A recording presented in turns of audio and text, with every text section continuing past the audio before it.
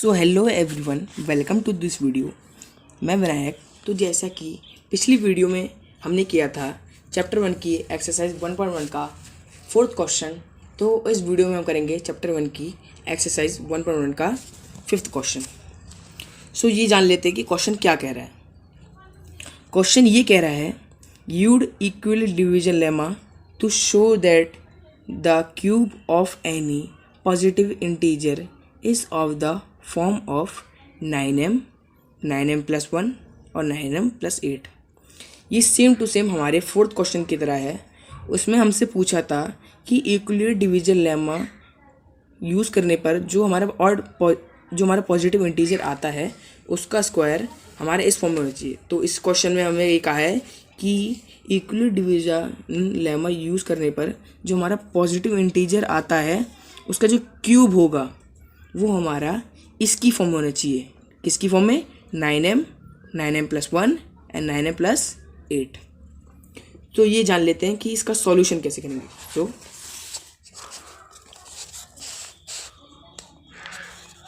Solution, तो इसमें भी हम लेट कर लेंगे, let b equals to 3,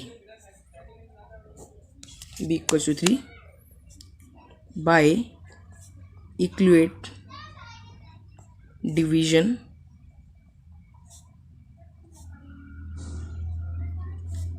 lemma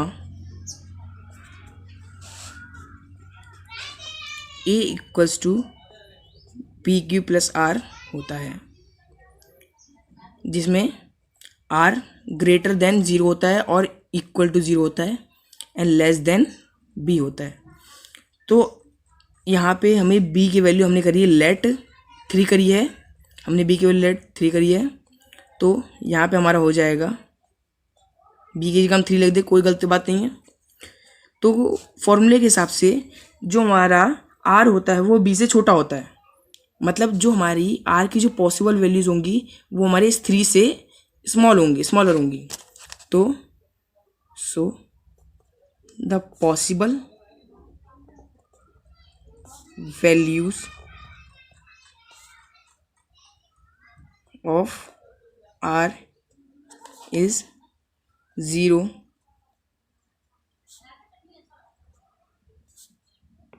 1 and 2। तो जैसे कि हमने पिछले 4th क्वेश्चन में जैसे सेम टू सेम किया था वैसे ही हमें इसमें भी करना है। इसमें भी हमारे 3 स्टेप होंगे। तो पहले स्टेप हम शुरू करते हैं। पहले स्टेप में हमने रखी है वैल्यू 0, सो r की वैल्यू 0 हो गई। a equals to B cube plus R, मतलब dividend equals to divisor multiply by quotient and plus remainder. So a की वैल्यू हम पे है नहीं, b की हमने लेट 3 करी है, 3 क्यू प्लस r की वैल्यू हमारे फर्स्ट पार्ट में 0 है। सो a एज इट रह जाएगा, 3 क्यू और 0 को हम मानते नहीं हैं। तो जैसे कि पिछले क्वेश्चन में हमने हर पार्ट में स्क्वायर करते चले थे, हम वैसे ही हमें इस क्वेश्चन में जितने भी हमारे पार्ट होंगे, जितने भी positive integer for equal division lemma को यूज़ करने के बाद जो आएंगे उनका हमें क्यूब करना है। तो क्यूब कैसे करेंगे मैं बता देता हूँ। तो आपको क्यूब कर देना है ऐसे। सो ए का क्यूब होता है ए क्यूब, और 3 क्यू का जो क्यूब होता है 3 क्यू का क्यूब होता है 27 क्यू क्यूब। 3 क्यू का क्यूब होता है 27 क्यूब। इसमें भी जैसे कि हमने पिछले क्वेश्चन में कॉमन लिया था, इस क्वेश्चन में हम कॉमन ले लेंगे 9। आपको हमेशा वैल्यूज़ जो कॉमन लेनी है क्वेश्चन के हिसाब से लेनी है। उसमें उस क्वेश्चन पहले वाले क्वेश्चन में हमें 3 दिया था तो हमने 3 की वैल्यू कॉमन लिया था। इसमें हमें 9 दिया है तो हम 9 की वैल्यू कॉमन लेंगे। तो 9 की हमें कॉमन लेना है। अगर हम 9 को कॉमन लेंगे तो हमारे बचेगा 3 क्यू क्यूब। लेट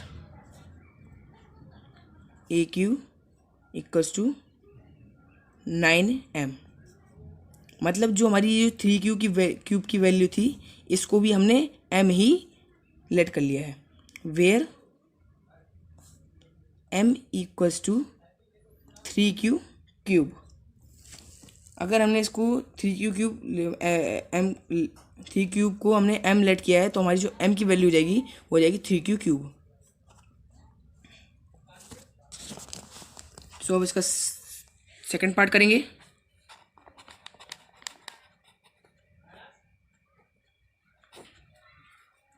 फॉर्मूला लगाएंगे फिर से, a equals to B Q plus R, dividend equals to divisor multiply quotient plus R means remainder. So फिर से a की वैल्यू नहीं है हम पे, 3q प्लस 1, इनका फिर से इनका जैसे कि हमने फर्स्ट पार्ट में क्यूब किया था इसमें भी क्यूब करेंगे।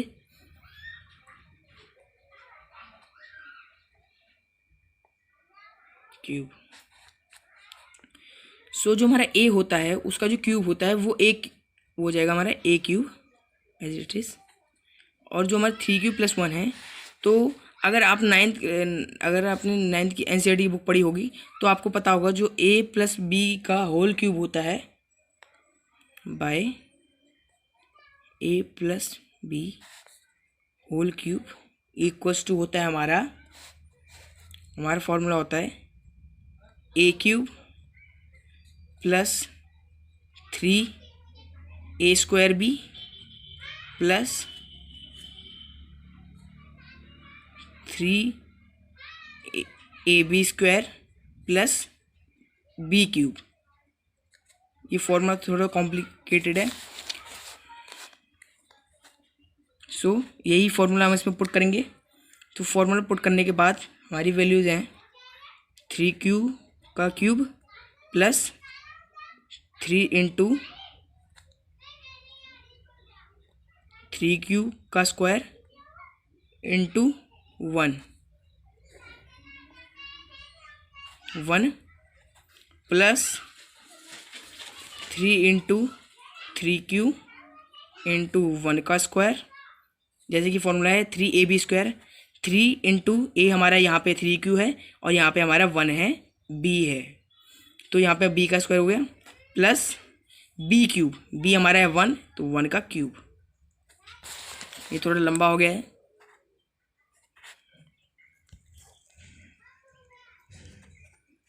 अब हम करेंगे a cube as it is आ जाएगा। 3q का जो क्यूब होता है वो होता है हमारा 27q क्यूब प्लस 3 3 जा 9 होता है 9q स्क्वायर। 9q स्क्वायर नहीं आएगा क्योंकि ये स्क्वायर की वैल्यू है, तो जो 3q का जो स्क्वायर होता है वो होता है 9q स्क्वायर। और जो 3 की वैल्यू जो हमारी 9 हो गई है वो जब 3 से मल्टीप्लाई होगी तो यहाँ आ जाएगा 27q स्क्वायर प्लस यहाँ पे हमारा दिया है प्लस 3 3 जा 9 9 और जो 1 का स्क्वायर होता है वो 1 ही होता है, तो 9 1 जा 9 हो जाएगा 9 और q as it is plus जो हमारा 1 का जो क्यूब होता है वो 1 ही होता है। तो जैसा कि हर क्वेश्चन हर पार्ट में हम कोई ना कोई चीज़ को कॉमन ले चल रहे हैं, इसमें भी हम 9 को कॉमन लेंगे क्योंकि क्वेश्चन के हिसाब से यहाँ पे हमारी वैल्यू जो है वो 9 है, तो 9 को हम कॉमन लेंगे।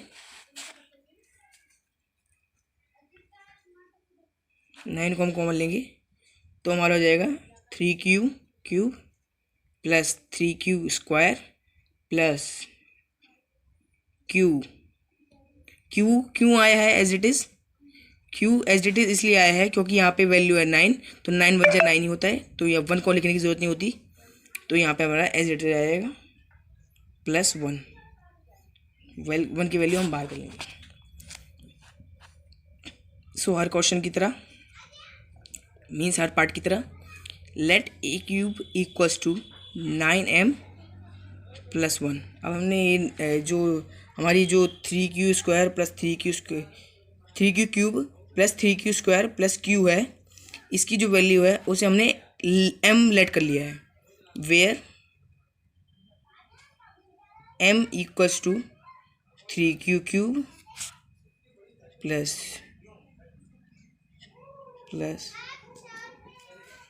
लिख देता हूँ ताकि आपको प्रॉब्लम ना हो। 3q³ plus 3q plus q, ये हमारी m की वैल्यू है।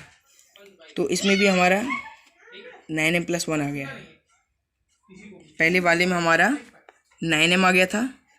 अब बस हमारा एक पार्ट और रह गया है जो जिसमें हमें r की वैल्यू 2 रखनी है। थर्ड पार्ट करेंगे। Third part r equals to 2, r equals to 2 करेंगे। फिर से हम फॉर्मूला लगाएंगे इक्वल डिविजन लेमा का, a equals to b³ plus r, dividend equals to divisor multiply quotient plus remainder. तो a की वैल्यू नहीं है यहाँ पे, b की हमारे पास 3 है, q एज इट इज़ क्योंकि q की वैल्यू भी हम पे नहीं है, r की वैल्यू यहाँ पे हमने लेट करी है 2। अब इनका करेंगे हम क्यूब, 3q प्लस 2 का भी होल क्यूब। ए का जो क्यूब होता है एक a³ equals to 3q plus 2 का जो क्यूब होता है। फिर से हम फॉर्मूला लगाएंगे by using a plus B का होल क्यूब। फॉर्मूला होता है a³ 3a² b plus 3ab² plus b का क्यूब। सो वही फॉर्मूला हम इसमें यूज़ करेंगे। ये थोड़ा लंबा हो जाएगा तो मैं इसे यहाँ लिख लेता हूँ।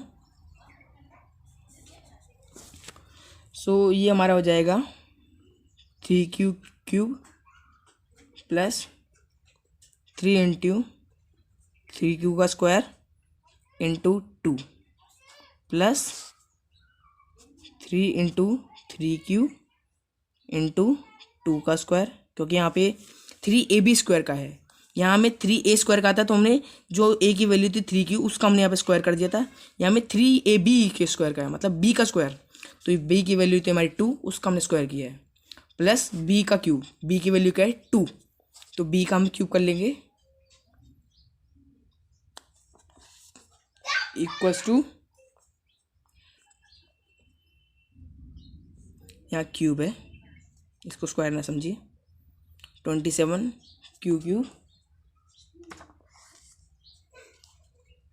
प्लस 3 यहाँ पे हमारा 3q स्क्वायर है तो यहाँ आ जाएगा 9q², 9 3 जा 27, 27 2 जा 54, हमारा हो गया 54q² प्लस, मैं फिर से समझा देता हूँ, यहाँ हमारा 3q² में था, ये हो गया 9q²।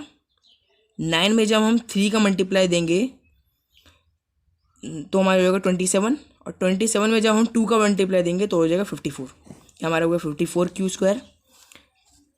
यहाँ पे 3 3 जा 9, 2 का स्क्वायर में पड़ेगा 4, 9 4 जा हो जाएगा हमारा 36q प्लस 8, तो यहाँ पे हमारा 8 आ गया है।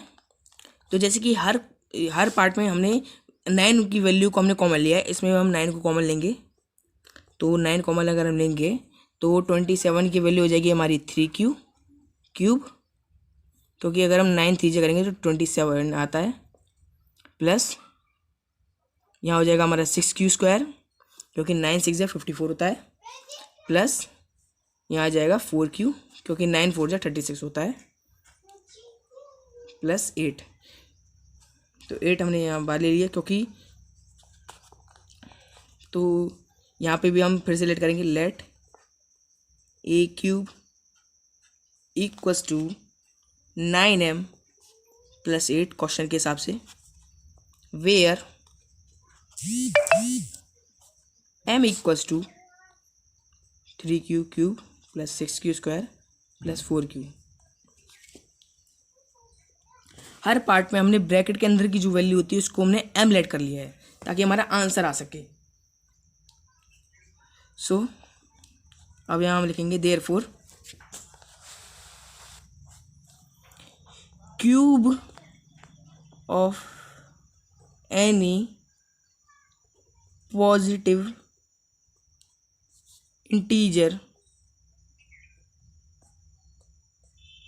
Is of the form of 9m, जैसे कि फर्स्ट पार्ट में हमारा 9m आया था, सेकंड पार्ट में हमारा है 9m + 1 एंड दी 9m + 8 हमारा जो थर्ड पार्ट में आया है। For some integer m। So यही हमारे क्वेश्चन का आंसर था। अगर आपको वीडियो अच्छी लगी हो तो इसे लाइक शेयर एंड सब्सक्राइब ज़रूर करिए एंड थैंक्स फॉर वॉचिंग।